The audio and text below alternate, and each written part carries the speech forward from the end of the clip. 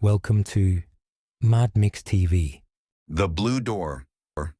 When Mira moved into apartment 3B, she thought the only unusual thing was the landlord's insistence. Never open the blue door in the hallway. It's just storage. Simple enough. She signed the lease, unpacked her books and coffee mugs, and forgot all about it. The building was quiet, occupied mostly by people who kept to themselves. On her third night, she woke to footsteps, slow, deliberate, echoing down the hallway. She pressed her ear to the door. Silence. She cracked it open. Empty hall. The blue door stood at the end. Paint chipped, handle rusted, still locked. Curiosity, of course, is a solvent. By the fifth night, the footsteps became familiar. Same pattern, same pause, same hush. One night, she decided to wait beside the blue door, hidden behind a plant. At 3:12 a.m., the footsteps came again, but there was no one there. The sound passed directly in front of her, then stopped. The blue door's knob twitched slightly, as if something inside had just backed away. Then the next day, a knock came. Not from inside the blue door, but from her own apartment door. A boy, maybe 16, stood awkwardly.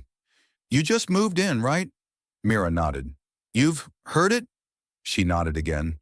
He looked relieved. "Good, I'm not the only one. Keep building mystery." They pried open the landlord's office that night. Files everywhere. But one thing stood out. A row of tenants listed as transferred. Every name matched someone in the building who'd vanished, including the boy's sister. Then they found the camera feeds. One showed the hallway outside 3B. Another showed the inside of the blue door. Inside was not a storage room. It was a dim, infinite corridor of doors, each one slightly different.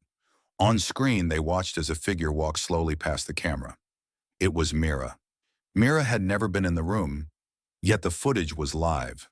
She wore the same clothes, had the same bruise on her cheek from bumping into her shelf earlier that day. She turned to face the camera and smiled directly at them. They ran. Back in Mira's apartment, everything was subtly wrong. The books were in reverse order, the coffee mug on the left instead of the right.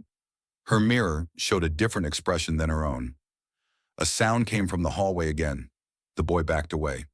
"You have to leave," he whispered. "I don't think I can anymore," Mira said slowly, because she was no longer sure which side of the blue door she was on. The boy disappeared mid-conversation, just blinked out. No sound, no light, no trace. Mira looked into the mirror. It wasn't a reflection anymore. The other version of her stared back, now wearing a different shirt. Holding the camera from the feed, it raised a hand and tapped the screen. 3 knocks. Then everything went black.